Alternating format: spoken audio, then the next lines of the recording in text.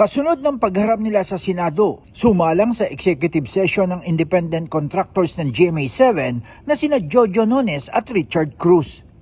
Hiniling ng dalawa ang executive session para magpaliwanag kaugnay sa di umano'y dinanas na pang-aabusong sexual ng aktor na si Sandro Mulak.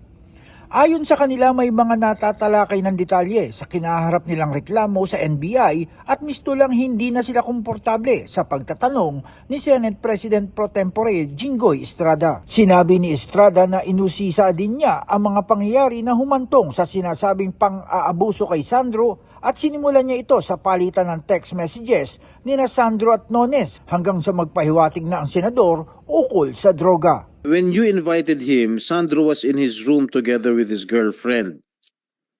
And apparently, Sandro informed his girlfriend that he was going to the room of Jojo and company.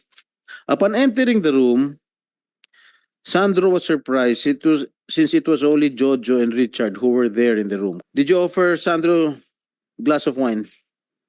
No, Your Honor. When he arrived, he asked if we could drink the wine that was there on the ledge. Did you give a 500 peso bill, which was wrapped like a straw?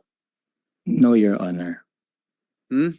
No, Your Honor. And apparently you poured a powder substance. Sa pagtanggi ni Nones sa mga pagtatanong ni Estrada, ikinatwiran niya na ang mga ito ay dapat tinatalakay sa executive session. No, Your Honor. Your Honor, these are already very details that need to be discussed in an Your Honor, executive please, session. Your Honor. Mahigit 1 oras ang itinagal na executive session at base sa kanilang mga narinig mula sa dalawang panig, si Senator Robin Hood Padilla inanunsyo na kumbinsido silang mga senador na may sapat na basehan ang reklamo ni Sandro. Kanina po na nag-executive session kami, nagpapasalamat po kami sa mga partido na nakausap namin at napag-desisyonan po ng komite na tunay po na sa tingin po namin meron pong kaukulan na dahilan para ma-file yung kaso. Sinigundahan ito ni Estrada. What we all understand right now, and we agreed together with Senators Revilla, Padilla, Po, Grace Po, and Senator Bato de la Rosa, there is a strong evidence against these two gentlemen.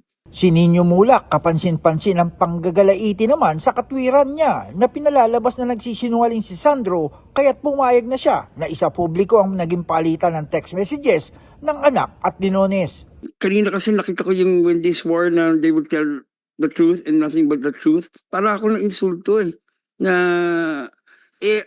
we're willing to now to na ilabas na yung ebidensya ng text messages just to prove na hindi si Sandro yung unang nag-text. Kasi talagang pinapalabas nila sa media. Si Sandro yung unang nag-text. Ngayon lalabas na namin, willing na kami.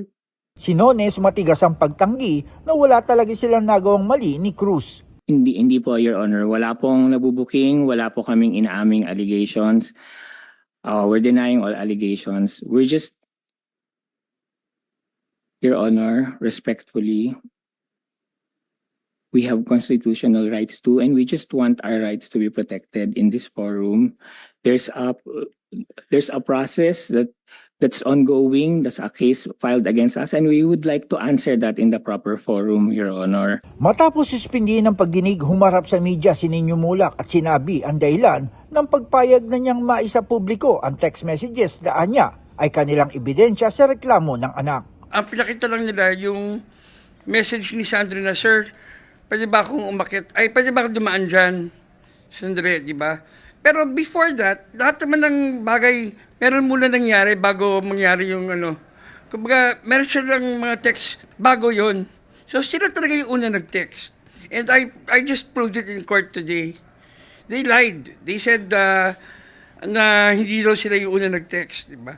Oo. And ang sinabi rin nila na parang they also denied na they apologized. Yes, yung apology nila, kaya nga sabi nga nila, nag-sorry sila, pero hindi ko maintindihan kung ano yung sorry nila, di ba? Pero God knows na nung nag-sorry sila sa akin, they were crying.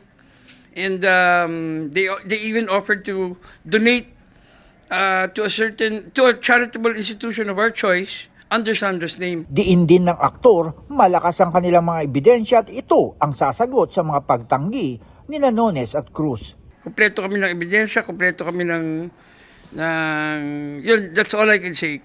Kami kompleto. So, bahala sila kung anong gusto nilang ilabas na ebidensya na pala itanggi yung mga